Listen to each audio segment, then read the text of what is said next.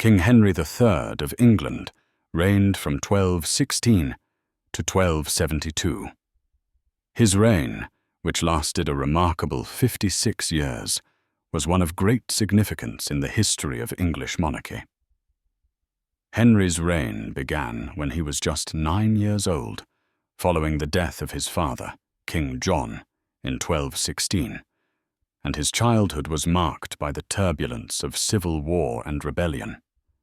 As an adult, his rule was defined by political struggles with the nobility, his efforts to maintain control over his kingdom, and his attempts to strengthen royal power. Although Henry's reign was initially dominated by powerful regents and the lingering effects of his father's disastrous rule, he later sought to assert his authority. His reign witnessed several key developments in English governance, most notably the evolution of the relationship between the monarchy and the barons, the strengthening of the English Parliament, and the gradual transition toward a more centralized and effective government. However, Henry's reign was also marked by chronic financial difficulties, frequent conflicts with the barons, and a continual struggle to reconcile his aspirations for a glorious reign with the harsh realities of medieval politics. Henry was born on October 1st, 1207, to King John and Isabella of Angoulême. His early life was shaped by the political instability that marked the reign of his father. When Henry was just 9 years old, his father, King John, died unexpectedly in 1216, leaving the kingdom in turmoil. John's reign had been disastrous, and his death triggered the First Barons' War, a civil conflict between the supporters of John's heir, young Henry, and those loyal to his late father's policies. Because of his young age, Henry III was not in a position to rule independently at the time of his father's death. A regency was established, with William Marshal, the Earl of Pembroke, as the leader of the regents. William Marshal was a respected knight and statesman, and his stewardship during Henry's minority was crucial in stabilizing the kingdom.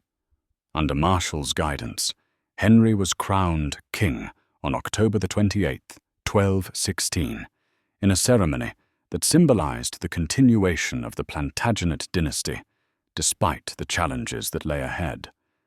The regency government faced immediate challenges from the rebellious barons who had opposed King John. These barons had joined forces with Prince Louis of France, who had claimed the English throne in support of their cause. Marshal's regency, with the backing of the church, was successful in repelling the French forces and defeating Louis at the Battle of Lincoln in 1217. This victory ended the French invasion and secured Henry's position as king, though the kingdom was still deeply divided and fragile. Despite the political instability, Henry III's early reign was marked by a strong reliance on a regency that kept the realm relatively stable.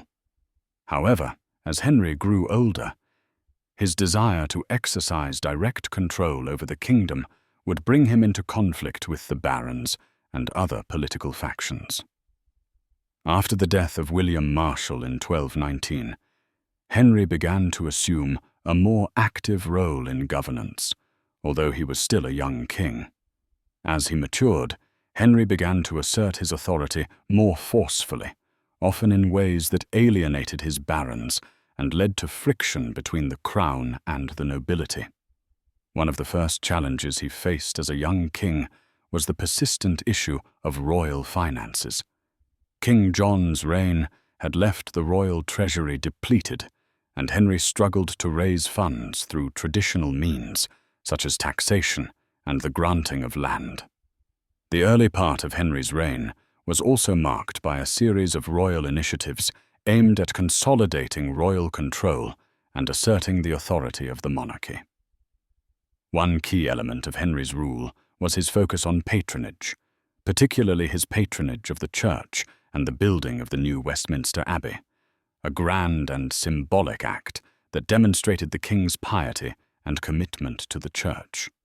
However, Henry's efforts to strengthen the monarchy often led to increasing tensions with the barons. His attempts to centralize power and reduce the influence of the powerful noble families were met with resistance.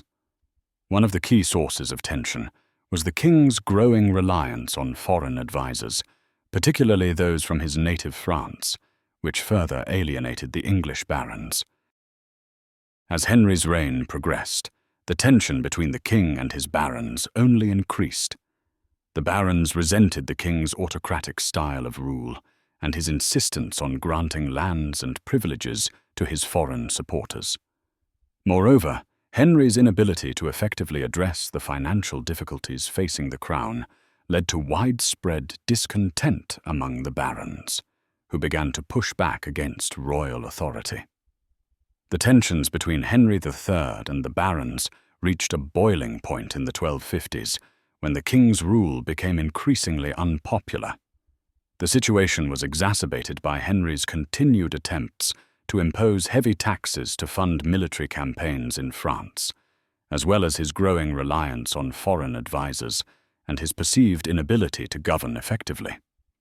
In 1258, a group of powerful barons, led by Simon de Montfort, rebelled against Henry's rule and sought to impose reforms. The barons demanded that Henry agree to the Provisions of Oxford, a series of reforms that would limit the power of the king and establish a more representative system of government. The Provisions of Oxford included the creation of a council of barons to advise the king and the establishment of regular parliaments to ensure that royal decisions had the support of the nobility. The Provisions of Oxford were a direct challenge to Henry's authority, and they marked the beginning of a prolonged struggle between the king and the barons. Henry, unwilling to cede control to the barons, initially agreed to the provisions, but he later sought to renege on the agreement. This led to the outbreak of the Second Barons' War in 1264, a civil war that saw Henry and his son, Prince Edward, fighting against the rebellious barons led by Simon de Montfort. The war ended in 1265 with the defeat of Henry's forces at the Battle of Lewes, where Simon de Montfort captured Henry and his son. For a time, de Montfort ruled England as the leader of a baronial government. However, this period of baronial rule was short-lived. In 1265, Henry's son, Prince Edward, escaped captivity and raised an army, ultimately defeating de Montfort at the Battle of Evesham. De Montfort was killed in the battle, and Henry was restored to the throne. The Second Barons' War left a lasting impact on Henry's reign. While he was able to regain control of the kingdom, his authority had been severely weakened. The barons had demonstrated their power, and the events of the war led to the eventual establishment of more formal parliamentary structures in England. In the latter years of his reign, Henry III began to accept the necessity of involving the barons and other political actors in governance. The events of the Second Barons' War, particularly the rise of Simon de Montfort and the subsequent establishment of a more powerful baronial faction, highlighted the need for a more inclusive form of government. In response to these challenges, Henry's government gradually evolved into a more representative system, with greater involvement of the barons and commoners in decision-making. Henry's reign saw the development of what would later become the English Parliament.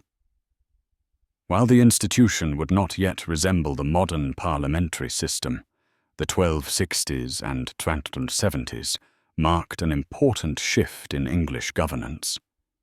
Henry's acceptance of the need for a broader base of political support and his willingness to summon parliaments more regularly helped pave the way for the later development of the English constitutional system. One of the key aspects of Henry III's reign was his strong relationship with the Church. Henry was a devout king, and his patronage of the Church was central to his rule. He saw himself as a protector of the Church and sought to strengthen its influence in England. However, his close ties with the church were not always harmonious.